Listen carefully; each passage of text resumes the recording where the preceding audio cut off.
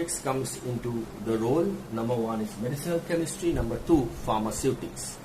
And if you see any division, like if you go to any research, these two are backbone.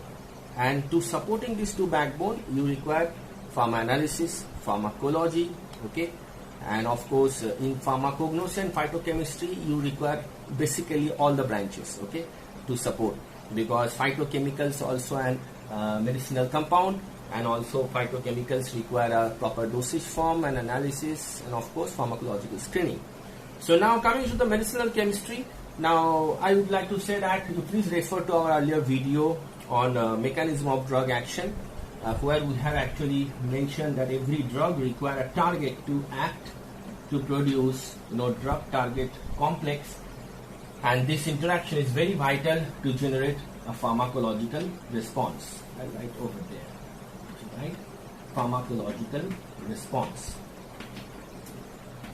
So now every drug, if you want to see every drug as a medicinal compound, it should have either agonistic property or antagonistic property, or it can be partial agonist antagonist property.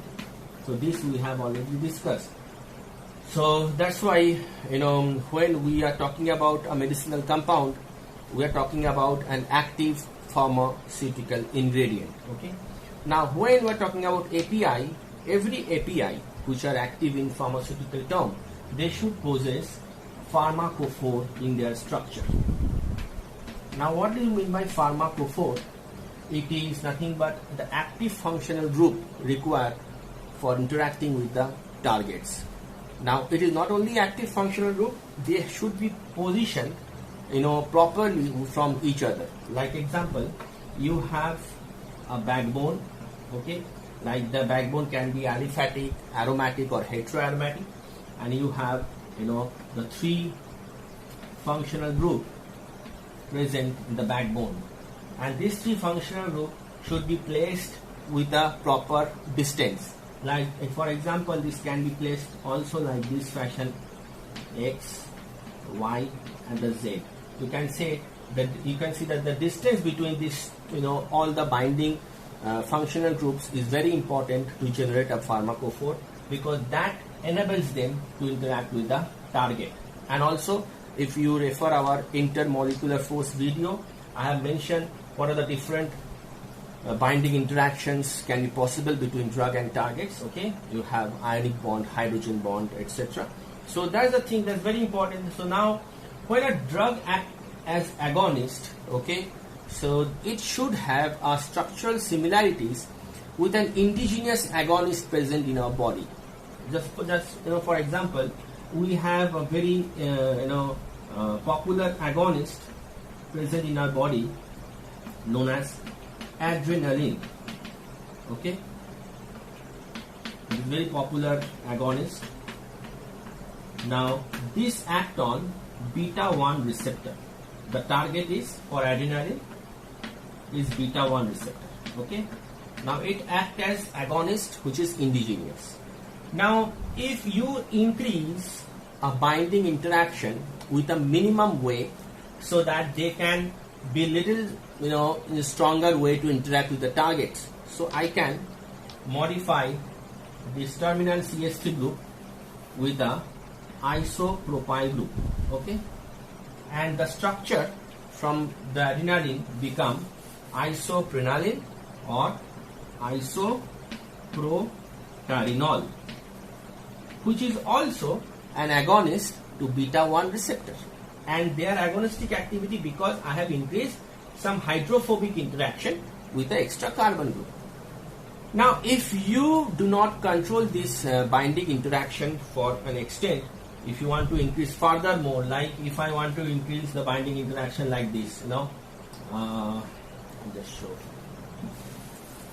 If I want to create a structure with backbone which is bigger than the backbone what I have discussed over here, then X with some other functional group, and then you have Y, and then you have Z.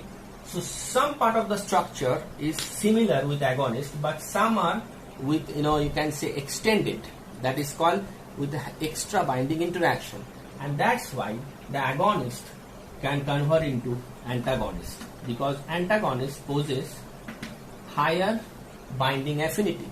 Okay, higher affinity but zero efficacy. So that's a very important part of making antagonist. So now if I want to make antagonist, so I have to increase the the backbone, and as well as I have to garnish the rest of the functional group such a way that it should create some extra binding interaction. So let us see what can be the the antagonist of beta 1.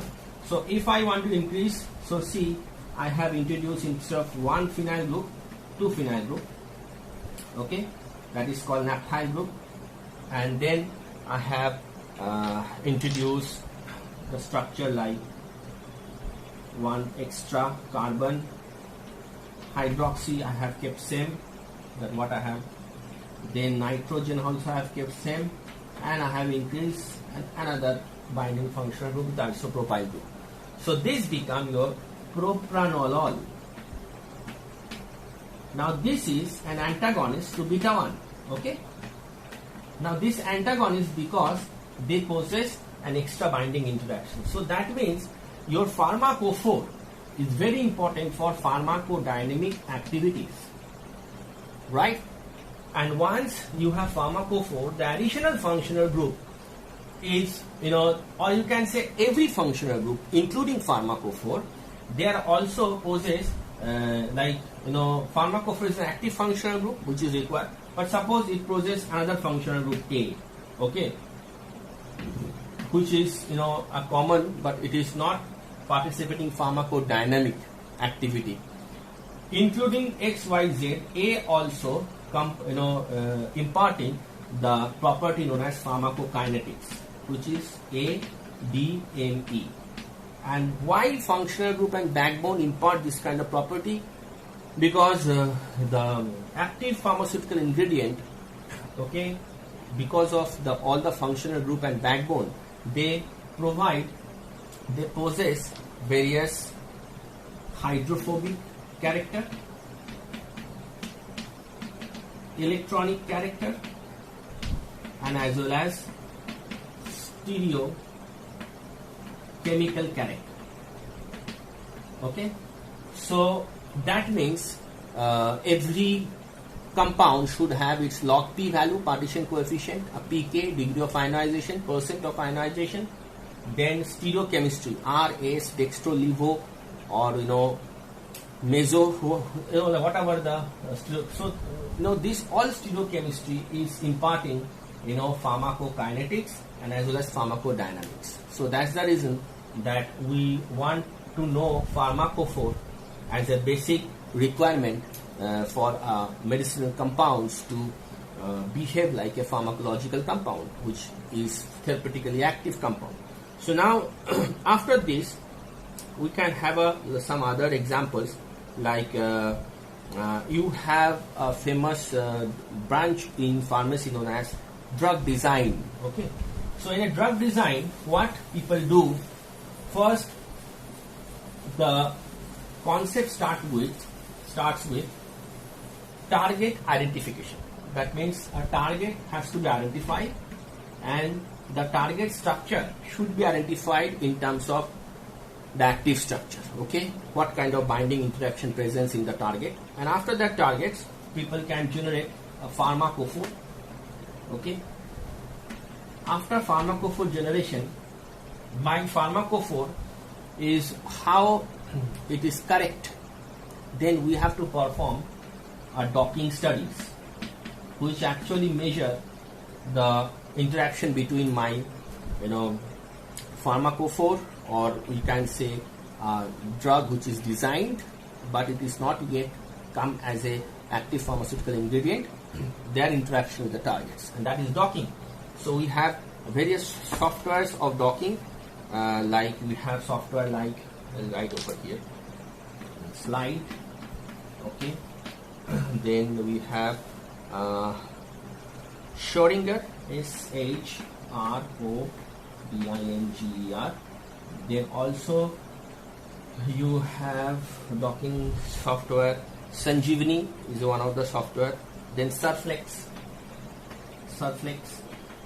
Now during docking, it is very important to understand their energy minimization. That means which conformation is very suitable for structure.